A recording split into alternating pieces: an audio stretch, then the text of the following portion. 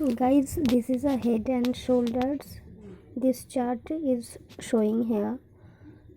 At first is pointed shoulder, and then is point head, and after that is again shoulder.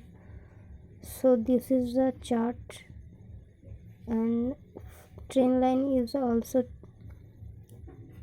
link. That's why it's properly explained here. So this is the chart.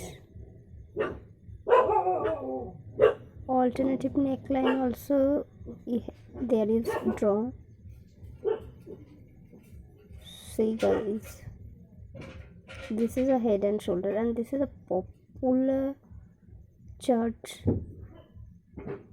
Okay.